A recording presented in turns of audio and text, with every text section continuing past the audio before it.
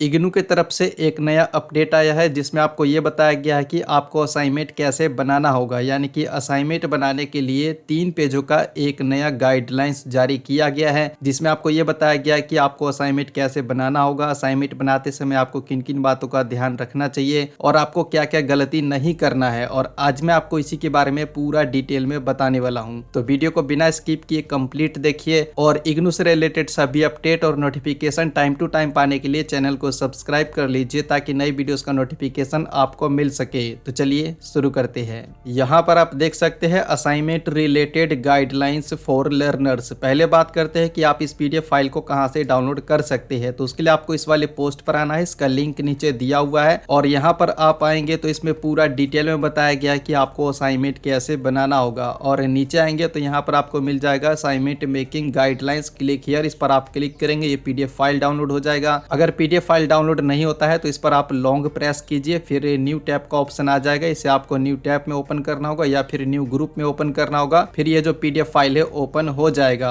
और ये PDF file download नहीं होता है तो इसे आप हमारे टेलीग्राम चैनल से भी डाउनलोड कर सकते हैं, इसे मैं टेलीग्राम पर भी डाल दूंगा। ये जो गाइडलाइंस जारी किया गया है पूरे 3 पेजों का है, तो वीडियो का साइज बड़ा हो सकता है, तो वीडियो को आप ध्यान से देखिए। पहले तो यहाँ पर आपको बताया गया है आपके पास जितने भी सब्जेक्ट है जिनका आपको असाइनमेंट बनाना होता है, सभी सब्जेक्ट का आपको असाइनमेंट बनाना होगा। यहाँ पर आपको बताया गया है कि असाइनमेंट में जितने भी क्वेश्चन रहते हैं ये आपको खुद ही लिखना होगा, यानी कि सभी क्वेश्चन का आंसर देना जरूरी है और आंसर आपको अपने शब्दों में ही लिखना होगा। और इससे ये फायदा होगा कि जब आप एग्जाम की तैयारी करेंगे तो उसमें आपको आसानी होगा अगर आप आंसर को खुद ही लिखते हैं तो। साथ ही में आपको ये भी बताया गया है कि असाइनमेंट का आंसर लिखते समय जो वर्ड लिमिट है इसका आपको पूरा ध्यान रखना होगा, वर्ड लिमिट आपको पूरा करना होगा। यहाँ पर आपको सबमिशन के बारे में बताया गया है कि जब आपका असाइनमेंट बन जाता है तो इसे आपको सबमिट कहां पर करना है। पहले यहाँ पर आपको बताया गया है कि अगर आप इग्नू में एग्जाम देने वाले हैं तो जितने भी सब्जेक्ट का एग्जाम आपको देना रहता है पहले आपको उसका असाइनमेंट बना करके सबमिट करना होता है, फिर आप एग्जाम देने के लिए एलिजिबल होते हैं। यहाँ पर आपको बताया गया कि अगर आपने जुलाई 2022 सेशन में एडमिशन लिया है bachelor degree, master degree, diploma या फिर सर्टिफिकेट प्रोग्राम में, तो आपको मार्च 2023 में असाइनमेंट सबमिट करने होंगे। 1 मार्च से 31 मार्च के बीच में आप असाइनमेंट को सबमिट करवा सकते हैं और ये जो लास्ट डेट है इसको एक्सटेंड भी किया जाएगा। यहाँ पर आपको बताया गया है प्लेस ऑफ सबमिशन के बारे में कि आपको असाइनमेंट सबमिट कहां पर करना है। तो इसमें आपको बताया गया है कि जो भी आपका स्टडी सेंटर है स्टडी सेंटर पर जाकर के आपको असाइनमेंट को सबमिट करना होगा, किसी और प्लेस पर आप असाइनमेंट को सबमिट नहीं करवा सकते हैं। इसके अलावा अगर आप इस वाले पोस्ट पर आएंगे तो जितने भी रीजनल सेंटर है जिनके तरफ से जो भी गाइडलाइंस आने वाले हैं या फिर आ चुके हैं उनको मैंने यहाँ पर अपडेट कर दिया है। ऑनलाइन ऑफलाइन जो भी ऑप्शन है वो आपको यहाँ पर मिल जाएगा, तो इसको भी आप चेक कर सकते हैं, इसका लिंक नीचे दिया हुआ है। और वही है जैसा कि यहाँ पर बताया गया है कि अगर आपके रीजनल सेंटर की तरफ से असाइनमेंट सबमिशन का कोई भी गाइडलाइंस नहीं आता है तो जो भी आपका स्टडी सेंटर है स्टडी सेंटर पर जाकर के आपको असाइनमेंट को ऑफलाइन मोड में सबमिट करवाना होगा। इसके अलावा यहाँ पर आपको ये भी बताया गया है कि अगर आप असाइनमेंट को ऑफलाइन स्टडी सेंटर पर सबमिट करवाते हैं तो आपको एक सबमिशन का स्लिप दिया जाएगा जो कि आपको संभाल करके रखना होगा। इसमें आपको ये भी बताया गया है कि असाइनमेंट सबमिट करने से पहले आपके पास जितने भी असाइनमेंट है उसका आप फोटो कॉपी यानी कि जेरॉक्स कॉपी करवा लीजिए। ये आपके लिए अच्छा रहेगा क्योंकि अगर बाद में असाइनमेंट का नंबर वगैरह अपडेट नहीं होता है तो यही आपको काम आएगा। लेकिन मैं यहाँ पर रिकमेंड आपको ये करूंगा कि आप फोटो कॉपी मत करवाइए क्योंकि इसमें आपके काफी ज्यादा पैसे खराब हो जाएंगे। आप जो है असाइनमेंट का पीडीएफ फाइल बना करके रख लीजिए, इससे भी आपका काम हो जाएगा।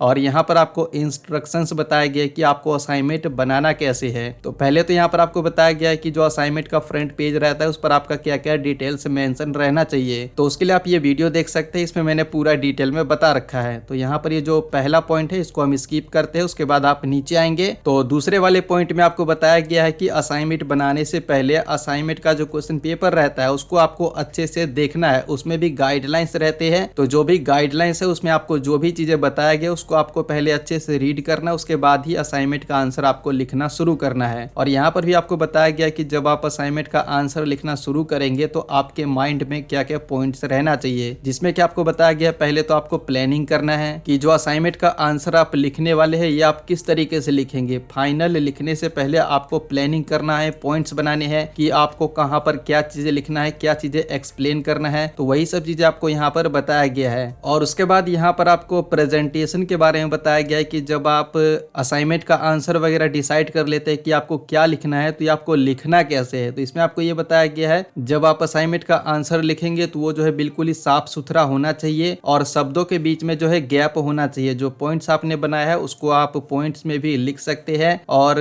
जब आप इसको साफ सुथरा लिखेंगे तो जब इसको चेक किया जाएगा तो इसमें आपको काफी अच्छे नंबर दिए जाएंगे। और जो वर्ड लिमिट वगैरह है इसको आपको पूरे अच्छे से ध्यान रखना है, वर्ड लिमिट को आपको पूरा करना होगा। इसके अलावा यहाँ पर आपको बताया गया है कि असाइनमेंट बनाने के लिए आपको जो है A4 साइज के पेज का इस्तेमाल करना होगा। और साथ ही में यहाँ पर आपको ये भी बताया गया है कि जिस पेज पर आप आंसर लिखने वाले हैं A4 साइज के पेज पर, तो उसके लेफ्ट साइज में जो है आपको 4 सेंटीमीटर का गैप छोड़ना होगा, जो कि यहाँ पर आपको बताया गया है। और शब्दों के बीच में जैसा कि पहले ही बताया गया है स्पेस होना चाहिए, जिससे कि जब इसको चेक किया जाए तो उसमें मार्किंग वगैरह ठीक से किया जा सके। और यहाँ पर आपको बताया गया है कि जब आप असाइनमेंट का आंसर लिखना शुरू करेंगे तो ये आपको अपने हाथों से लिखना होगा, इसे आपको प्रिंट नहीं करना है या फिर टाइप नहीं करना है। और इग्नू के तरफ से जो आपको स्टडी मटेरियल किताबें दिया जाता है उसमें से आपको आंसर को सेम टू सेम कॉपी नहीं करना है। अगर आप कॉपी करते हैं तो फिर ऐसे में आपको 0 नंबर दिया जाएगा। नीचे करते हैं और यहाँ पर बहुत ही इंपॉर्टेंट चीजें बताया गया है कि आप जो आंसर लिखते हैं अगर किसी दूसरे स्टूडेंट के असाइनमेंट में से आंसर को सेम टू सेम कॉपी करते हैं तो ऐसे में अगर आप पकड़े जाते हैं तो फिर जो आपका असाइनमेंट है वो पूरा रिजेक्ट कर दिया जाएगा। और यहाँ पर आपको बताया गया है कि आपके पास जितने भी सब्जेक्ट है उन सभी सब्जेक्ट का असाइनमेंट आपको अलग अलग सेपरेट बनाना होगा। सभी में आप इकट्ठा ही मत बना दीजिए। जैसे कि 8 असाइनमेंट है यानी कि आपके पास 8 सब्जेक्ट है तो 8 सब्जेक्ट का आपको अलग असाइनमेंट बनाना होगा। और यहाँ पर आपको बताया गया है आंसर लिखते समय आपको क्वेश्चन भी लिखना है और क्वेश्चन नंबर भी लिखना होगा। इसके अलावा यह भी बताया गया कि जब आप इसको सबमिट कर देंगे स्टडी सेंटर पर तो जो एक्नॉलेजमेंट स्लिप दिया जाता है वो आपको कोऑर्डिनेटर से प्राप्त करना होगा।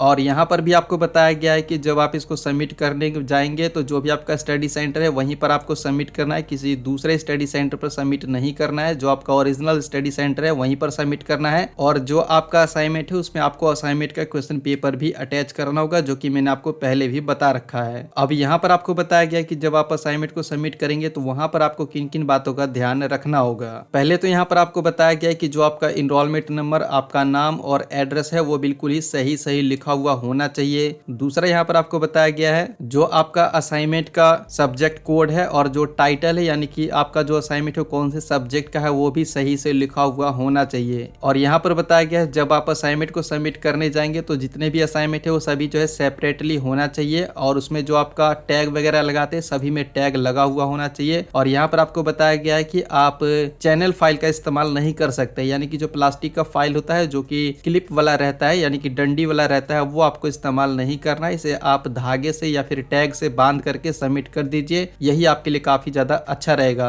अगर चैनल फाइल का इस्तेमाल करते हैं तो ऐसे में जो आपके कुछ पेज होते हैं वो मिस हो सकता है। और यहाँ पर आपको बताया गया है कि आपने असाइनमेंट के क्वेश्चन पेपर में देखा होगा कि उसमें खंड लिखा हुआ रहता है, तो जितने भी खंड रहते हैं, जितनी ब्लॉक रहते हैं, तो उसका आंसर आपको उसी ब्लॉक में देना होगा। और यहाँ पर आपको एक स्पेशल चीज बताया गया है कि जो आपका असाइनमेंट है, तो जब आपका प्रोग्राम कंप्लीट हो जाता है तो असाइनमेंट का आपका जो है 30% नंबर ऐड किया जाता है। तो असाइनमेंट को आप हल्के में मत लीजिए, इसे आप अच्छे से बनाइए, इसको अच्छे से तैयार करेंगे तो इसमें आपको अच्छे नंबर दिए जाएंगे। और इसमें यह है कि आप इसको रिवैल्यूएशन के लिए नहीं डाल सकते हैं, यानी कि इसको आप दोबारा से चेक नहीं करवा सकते, तो इसलिए आप इसे अच्छे से बनाइए। जब एक बार ये चेक हो जाता है, जितना नंबर लग जाता है तो उतना ही आपका फिर परमानेंटली सेट हो जाता है आपके ग्रेड कार्ड में। तो यहाँ पर ये आपको जितने भी पॉइंट बताए गए इन सभी पॉइंटों को ध्यान में रखते हुए आपको अपना असाइनमेंट कंप्लीट करना होगा। इस वीडियो में इतना ही। अगर ये वीडियो आपको पसंद आया है तो लाइक कीजिए, शेयर कीजिए और इग्नू से रिलेटेड सभी अपडेट इंस्टेंटली पाने के लिए आप हमारे टेलीग्राम चैनल को भी ज्वाइन कर सकते हैं, लिंक नीचे दिया हुआ है। और साथ ही साथ आपका कोई सवाल है तो नीचे कमेंट बॉक्स में बता सकते हैं।